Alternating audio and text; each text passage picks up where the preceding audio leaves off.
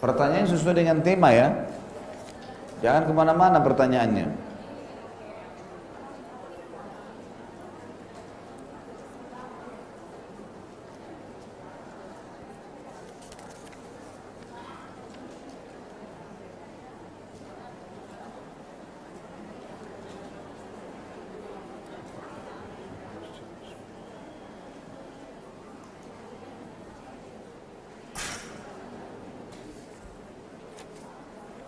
Baik, sambil tunggu yang dikumpulin, saya baca dulu.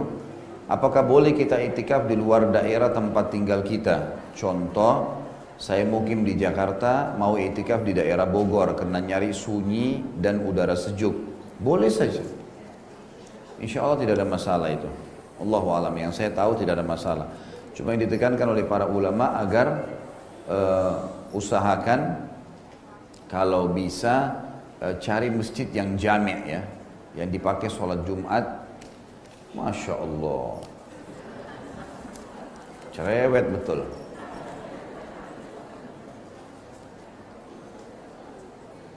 Jadi cari masjid yang jami', yang memang masjid itu dipakai sholat Jumat, jadi nggak perlu keluar-keluar dari masjid lagi. Apakah yang datang ke masjid di 10 hari akhir Ramadan di atas jam 12 malam sampai menjelang sahur termasuk itikaf? Ya, masuk saja. Tadi kan sudah saya jelaskan pendapat-pendapat para ulama. Cuma beda pahalanya dengan dasarnya orang memang nginap seharian, 2 hari terus, ya memang tinggal di masjid. Ya. Insya Allah masuk. Di lingkungan kami, masjid-masjid dan musola belum ada yang sunnah. Putra kami usia 9 tahun dan belum balik. Bagaimana sebaiknya melaksanakan sholat tarawih di rumah atau di musola saja? Sholat saja di masjid, ya, di musola, nggak masalah. Tidak usah ikutin ritual-ritual yang bid'ahnya, ya. Kita cuma ikut sholatnya. Kecuali kita temukan ada masjid yang bagus, yang jauh dari bid'ah, maka sangat baik. Ya. Tapi kalau tidak, ya sudah. Kita sholat, ikut sholatnya saja. Bagaimana hukum pahala apa yang didapat atau apa yang didapat? Hukum pahala yang didapat jika saya badal umrah pada bulan Ramadan. Mohon penjelasannya. Ini pendapat ulama ya, masih khilaf tentang masalah badal umrah. Yang ada adalah haji. Kalau haji itu memang ada. Tapi ulama umumnya mengatakan yang masuk haji berarti masuk juga umrah. Maka nggak ada masalah insya Allah. Kalau memang bapak ibu nggak mampu, gitu kan, nggak mampu memang nggak bisa, maka itu insya Allah tidak ada masalah. Masya Allah, banyak sekali. Ini balas dendam apa bertanya? Karena mau libur ya.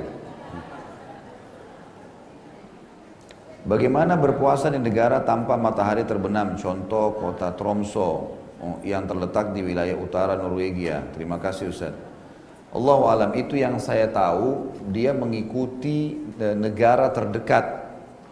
Negara terdekatnya. Negara terdekatnya yang kira-kira dekatnya mana, terbenamnya matahari kapan, maka itu diikutin sama dia.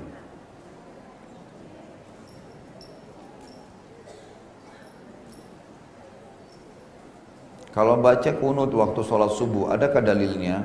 Atau kalau sholat berjamaah, imamnya baca kunut, kita makmum, bagaimana mengangkat tangan, mengaminkan, boleh nggak?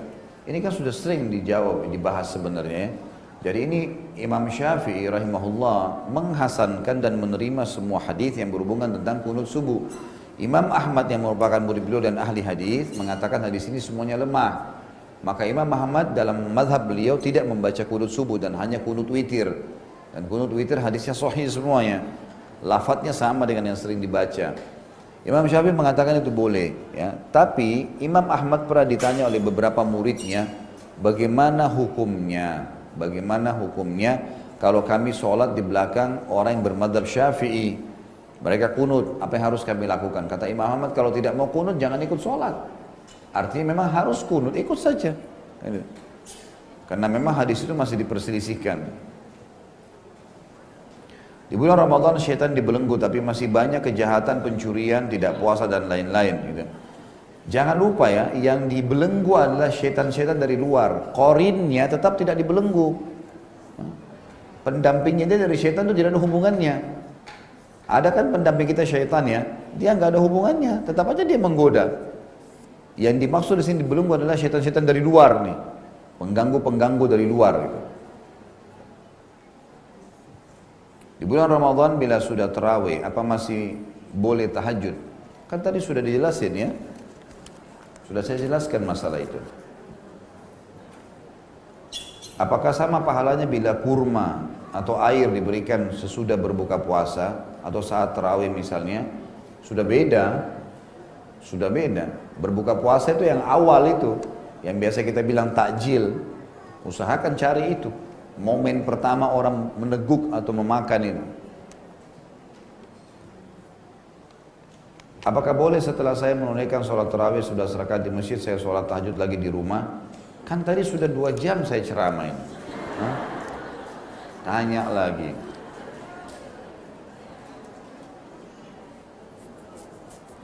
Ustaz yang dirahmati Allah, sama-sama insya Allah. Niat kita memberi sedekah puasa pada orang yang berpuasa.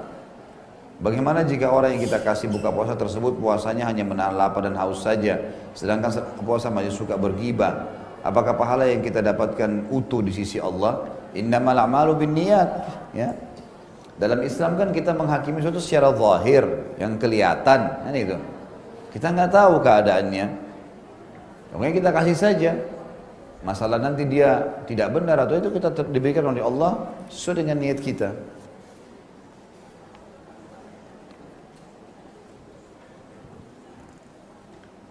Waktu Indonesia terlebih dahulu dibanding waktu Saudi.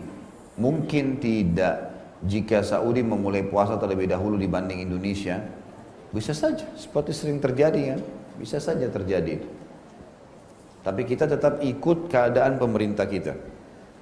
Jadi saya pernah tanyakan sendiri kepada Dr. Saleh Suhaimi, salah satu pengajar di Masjid Nabawi dan guru saya. Saya tanya beliau dan beliau mengatakan, Khalid buka puasa sesuai dengan keadaan negara ente sendiri.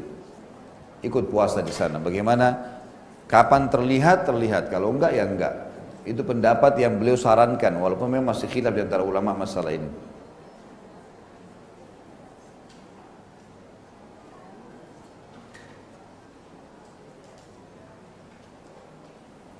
Saya punya anak kuliah, susah disuruh sholat. Bagaimana sikap saya mungkin bagaimana saya sebagai orang tua di hadapan Allah.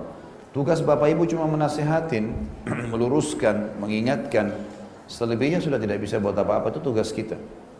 Makanya Nabi Nuh alaihissalam, Nabi Nuh anaknya meninggal dalam keadaan kafir. Setiap kali nasihatin selalu membangkang. Maka Allah tenggelamkan bersama kaumnya. Jadi tugas kita cuma mengingatkan. Di sisi Allah kita sudah lepas tanggung jawab.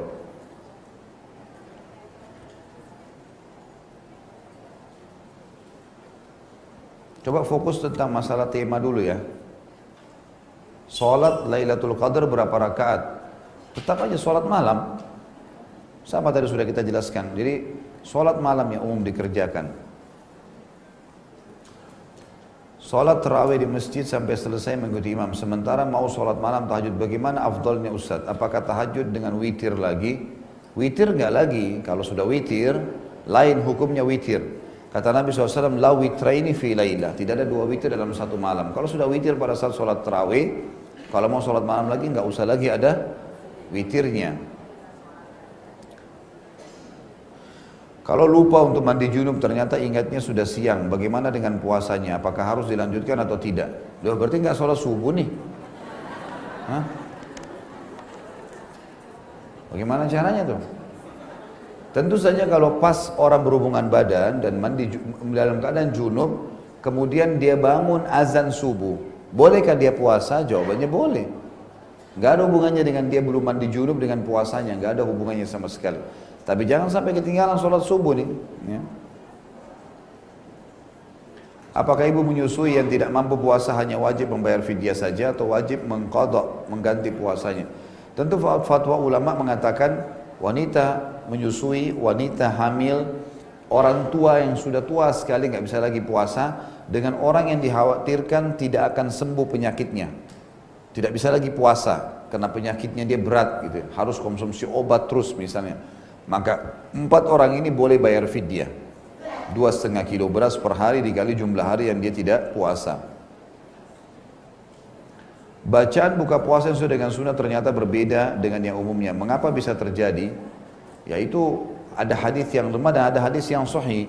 Kalau hadis yang sahih adalah dhahabat dhama wa btalatil uruq wa thabatal ajru insyaallah. Hanya itu yang disebutkan dalam hadis sahih. Jadi sudah hilang haus kami, gitu kan? Terbasahkanlah semua urat-urat ya kami dan juga semoga dicatatkan pahala. Kalau lupa sholat witir yang selalu kita kerjakan terus harus di qadha besok, berapa rakaat besoknya? Ada yang bilang diganti dengan 12 rakaat berarti genap sholat witirnya. Tentu ada riwayat ya, bagi orang yang rutin mengerjakan sholat malam, sudah rutin dikerjakan sama dia, maka dia boleh mengerjakannya setelah terbit matahari. Jadi misalnya kita bangun pas azan subuh, atau pas sudah iqamah subuh, maka kita sholat subuh, belum sholat malam, belum sholat witir, maka ini boleh dikerjakan sebelum sholat duha 12 rakaat. Hadisnya memang begitu. Nabi SAW pernah ketinggalan sholat malam lalu beliau mengerjakannya sebelum duha 12 rakaat. Memang witirnya dijadikan jadi 4 rakaat. Itu perilaku Nabi SAW, jadi kita ikuti itu. Kalau suami kita dinas di luar kota dan kita sholat tarawih di rumah, boleh saja. Sholat tarawih kan sama dengan sholat tahajud sebenarnya. Boleh di rumah, boleh di masjid. Tapi kalau mau ke masjid pun tidak ada masalah. Mengejar fadilahnya.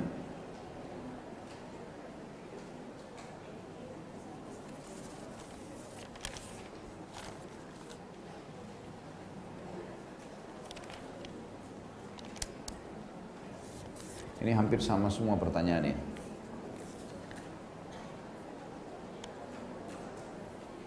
Bagi wanita lebih afdal melaksanakan tarawih di rumah atau di masjid.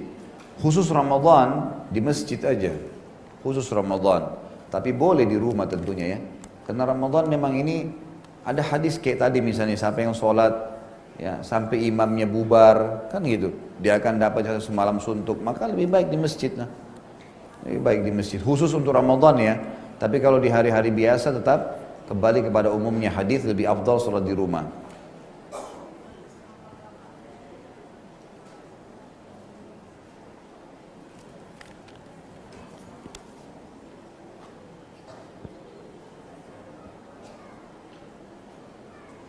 Amalan ibadah apa yang afdal untuk umrah di bulan Ramadan dan bagaimana umrah kita lakukan yang maksimal di bulan Ramadan agar tidak sia-sia dalam menjalankannya. Tidak ada amalan khusus, umrah biasa, umrah seperti umrah umumnya dengan 5 rukunnya, niatnya di miqat, kemudian ihramnya, kemudian tawafnya, kemudian sa'i dan tahallul. 5 rukun dijalankan sudah sah, insya Allah sudah sah. Yang penting anggaran dana yang dipakai juga anggaran halal ya, uang-uang yang halal. Jadi tidak ada ibadah khusus. Kalau umroh bagaimana ya umroh umumnya, tidak ada umroh khusus Ramadan itu. Maksudnya tidak ada tambahan daripada umroh-umroh umumnya, cuma dikerjakan di bulan Ramadan. Di awal, di tengah, di akhir sama saja.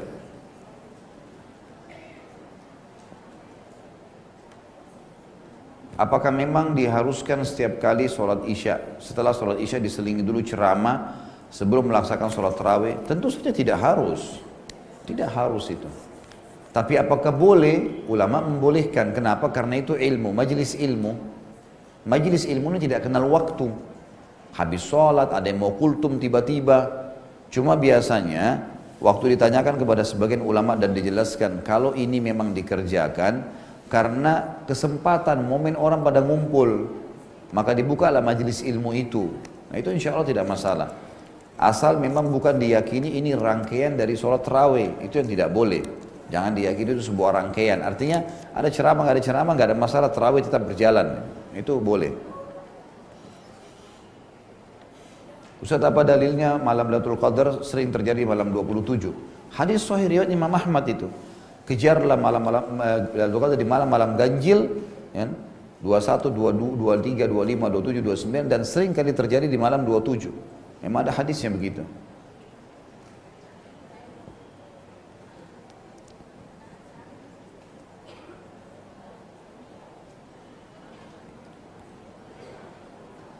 Apakah sudah sejak zaman Rasulullah SAW ada perbedaan bacaan dalam sholat seperti doa iftitah, ruku, sujud juga dalam doa i'tidal dan tahiyat? Sebenarnya bukan perbedaan ya, cuma memang ada beberapa jenis lafadz.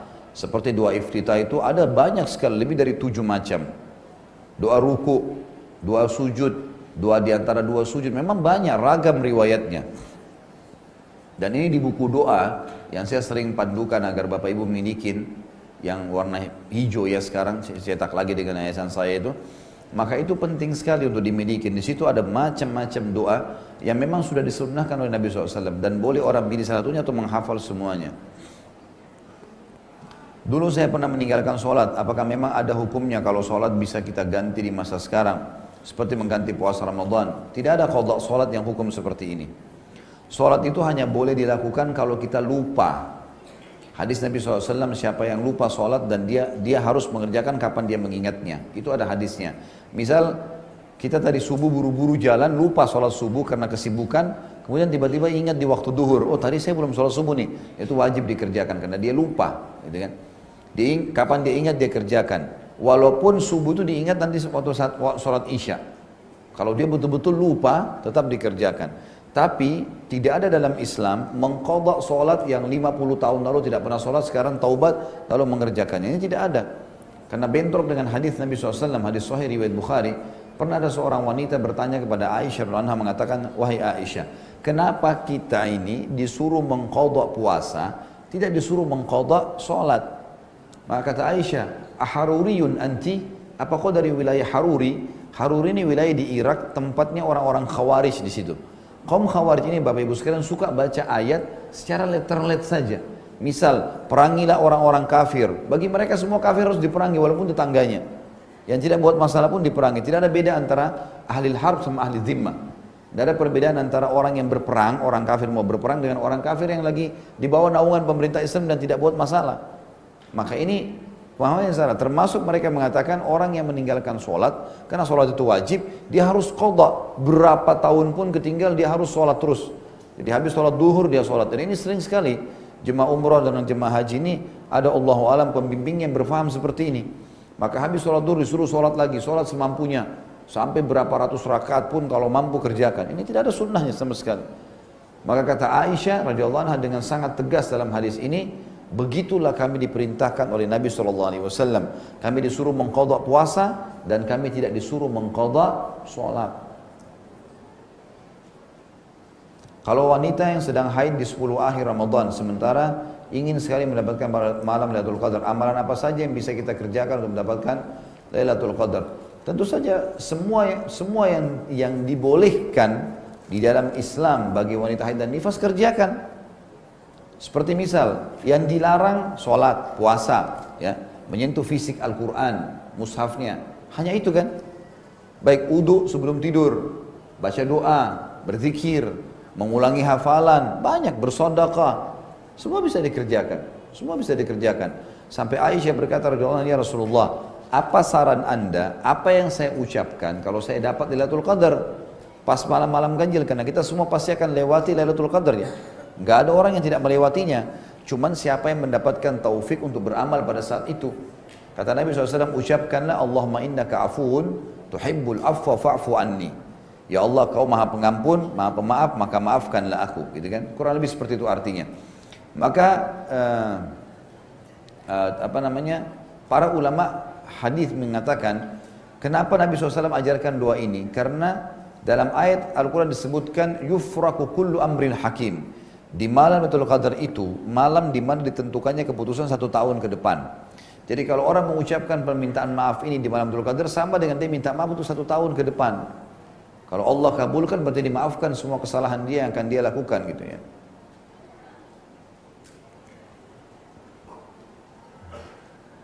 Di keluarga suami ada kebiasaan membuat acara buka puasa yang mengundang anak yatim ke rumah. Bagaimana hukumnya? Apakah lebih baik kita yang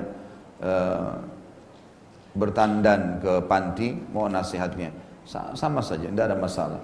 Undang orang buka puasa, kan Umar bin Khattab tadi mengundang orang kan, jadi nggak ada masalah. Boleh undang orang, boleh ngantarin di sana buka puasa, intinya membuka puasakan orang. Intinya itu.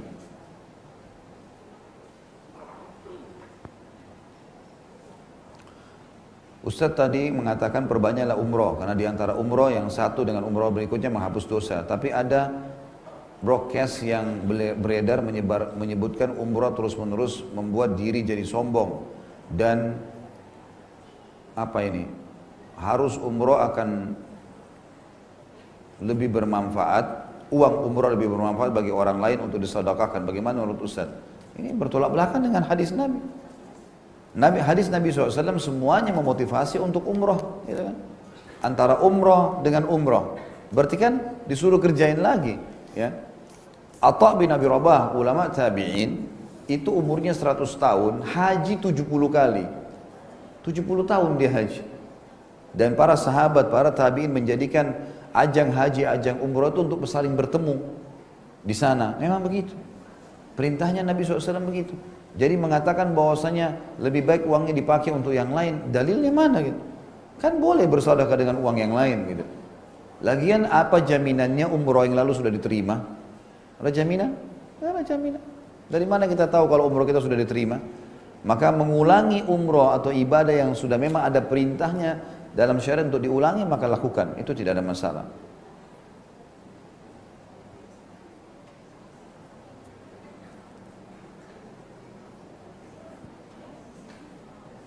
Kami sudah berumah tangga sekitar 20 tahun dan belum dikaruniai anak. Saat ini dokter menyuruh untuk mengangkat rahim saya dan indung telur karena ada tumor jinak dan infeksi. Bagaimana sebaiknya Ustaz? Allahu alam, ini kan kalau memang dokter yang mendeteksi itu, maka saran saya yang pertama adalah mengucapkan kalimat istirja, inna lillahi wa inna ilaihi raji'un, Allahumma ajirni fi musibati wa akhlif li khairan minha. Karena kata Nabi SAW, siapa yang baca ini, kami milik Allah, kami akan kembali kepada Allah. Ya Allah, tolonglah saya dalam musibah saya ini dan gantikan yang lebih baik. Maka Allah akan gantikan yang lebih baik, pastinya. Baca, ucapkan dulu itu. Inna lillahi wa inna ilaihi raji'un. Allahumma ajirni fi musibati wa akhlif li khairan minha. Yang kedua, saya sarankan ibu coba ke dokter lain, tidak harus fokus satu orang. Karena sering kita temukan diagnosanya beda-beda gitu. Saya pernah alamin sendiri gitu. Anak saya sakit, dokter si A mengatakan ini, dokter si B mengatakan ini, beda-beda gitu. Dan ternyata memang dari dokter-dokter ini memang berbeda karena hanya mendiagnosa saja. Bisa benar, bisa tidak. Kalau sudah beberapa dokter mengatakan hal yang sama, ya sudah. Pasrah kepada Allah, tawakal. Memang itu mungkin keinginannya Allah SWT. Zakat fitrah apa boleh dibagikan kepada bibi kita sedangkan keadaan anak-anaknya mampu? Kalau dia sendiri tidak mampu, boleh. Kalau dia sendiri si bibi kita ini tidak mampu, maka boleh saja. Yang tidak menerima zakat fitrah itu orang yang tidak menerima zakat mal. Jalur ke atas langsung, ayah, ibu, kakek, nenek, jalur ke bawah langsung, anak, cucu. Sisi lainnya, sisi kanan, sisi kiri, saudara, tante, paman, semua boleh menerima, gak masalah.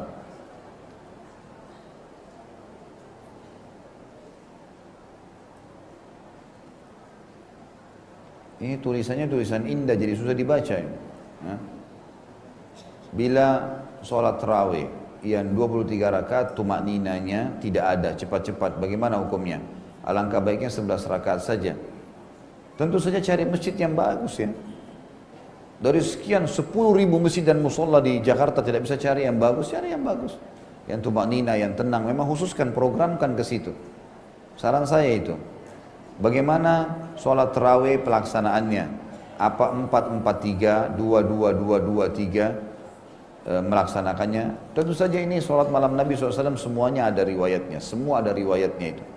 Jadi ada riwayat yang menjelaskan Nabi 2 rakaat salam, 2 rakaat salam, 2 rakaat salam, 2 rakaat salam, sholat malamnya selesai, kemudian witir 2-1. Pernah Nabi SAW kerjakan 2 rakaat masing-masing sholat malam, witirnya 3 sekaligus tapi tanpa tahiyat pertama. Sebagaimana sabda beliau, jangan jadikan witir kalian seperti sholat maghrib, tapi tanpa tahiyat pertama jadinya. Pernah juga Nabi SAW kerjakan 4 rakaat tanpa tahiyat pertama, salam rakaat keempat, 4 rakaat, 2-1 witirnya. Pernah juga Nabi kerjakan 4 rakaat, 3 sekaligus witirnya. Pernah Nabi SAW kerjakan 8 rakaat sekaligus sholat malamnya, tanpa tahiyat pertama pun, itu di rakaat terakhir nanti akan 8, witirnya 2-1 dan pernah juga witirnya 3. Pernah Nabi SAW menggabungkan 11 rakaat sekaligus. Untuk lebih jelas Bapak Ibu saya sarankan beli buku Sholat Tahajud. Ya, judulnya begitu, bukunya kecil, Rp10.000. Antara Rp7.000 sampai Rp10.000 itu terbitan Pustaka Ibnu Umar. Menurut saya itu sudah sangat bagus gitu. Ini terulang-ulang pertanyaannya. Apakah malam Lailatul Qadar itu hanya turun di masjid? Ini bukan turun ya. Malam terjadi malam. Itu terjadi di mana saja. Pokoknya di seluruh muka bumi ini dia terjadi. Imam Nawawi rahimahullah pernah mengatakan, saya pernah tertidur di malam ganjil dan atap rumah saya itu ada celah cahaya, ada celah yang terbuka. Lalu saya terbangun karena adanya cahaya yang menimpa wajah saya. Pada saat saya terbangun, saya lalu keluar, saya melihat langit sangat cerah. Maka saya pun menyadari kalau itu Lailatul Qadar. Tapi beliau tidak sebutkan malam apa itu ya. Ini salah satu statement yang disampaikan Imam Nawawi secara pribadi. Artinya semua orang bisa dapatkan walaupun di rumahnya, walaupun di masjid, walaupun di jalanan. Karena malam ini akan kita laluin, tidak mungkin tidak. Makanya kita disuruh kejar, cari di malam-malam ganjil itu. Jangan sampai atau di 10 akhir Ramadan. Allahu a'lam. Baik, sudah jam 11 lewat, kita tutup sampai sini insyaAllah. Semoga bahasan kita pada hari ini bermanfaat dan juga semoga Allah subhanahu wa ta'ala menjadikan ini sebagai tambahan amal kita pada hari kiamat. Semoga semua yang sakit disembuhkan penyakitnya, yang terlilit utang dilunasi utangnya, yang belum dapat hidayah dimudahkan dapat hidayah, yang sudah dapat hidayah dimudahkan untuk mengamalkan, dan seluruh muslimin dan muslimat yang sedang berbuat atau sudah pernah berbuat dosa yang hadir di sini, dan kedua orang tua kita agar dimaafkan dengan kemahamurahannya Allah sang pemurah, menjadi pahala dan diganti menjadi pahala, serta seluruh muslimin dan muslimat di luar sana yang hidup dan juga yang sudah meninggal juga dimaafkan oleh sang pemurah. Juga semoga Allah menyatukan kita semua di surga firdausnya tanpa hisab, dan terus saja kita berdoa untuk saudara kita di Palestina, di Syria, di Yaman, di Irak, di Myanmar, di Ahsa, dimanapun yang sedang tertindas. Semoga Allah ikhlaskan niat mereka, terima para syuhada mereka, muliakan Islam di tangan mereka dan tangan kita semua, dan semoga Allah partisipasikan kita bersama mereka di pahala, baik dengan doa dan harta juga dengan jiwa kita. Sebelum kafaratul majlis, saya mengajak Bapak Ibu sekalian, buku yang ada di tangan Bapak Ibu tentang kiat-kiat bulan Ramadan, kalau ada sebagian yang sudah mendapatkan, itu kami cetak ulang. Dan itu bagi yang berminat untuk mendapatkan amal jariah, kesempatan untuk membayar infaknya, kemudian disebarkan, bisa sebarkan sendiri, bisa kami sebarkan juga di setiap pengajian. Ini sebelum tiba Ramadan, jadi itu sangat besar sekali manfaatnya, orang bisa membacanya. Dan bagi yang berminat untuk ikut nanti program kurma, dus kurma, bisa mengambil nomor HP saya dari teman-teman panitia di sini, kemudian nanti akan menghubungi saya. Nanti insya Allah bukti transfer bisa dikasih ke saya, atau kurmanya mau diambil langsung ke tempat saya di Condet Raya nomor 50 tentunya. Itu di sebelah SPBU, tinggal diambil, ada ruko, ada neon box Ajwad. Saya kebetulan situ buka toko dan juga restoran Timur Tengah, bisa diambil di sana dan bisa dibagikan sendiri, atau mau saya sebarin juga nggak masalah. Insya Allah kita sudah siapkan sekitar 1000 dus kurma yang akan disebarkan. Begitu pula dengan buku yang dipegang oleh Bapak Ibu itu sekitar 4.000-an kemarin, dan 2.000 sekian, kurang lebih 3.000 sudah terbagi, sisa 1.000 lagi buku itu. Mungkin begitu. Subhanakallahumma bihamdika asyhadu an la ilaha illallah astaghfirullah wa atubu ilaih. Wassalamualaikum warahmatullahi wabarakatuh.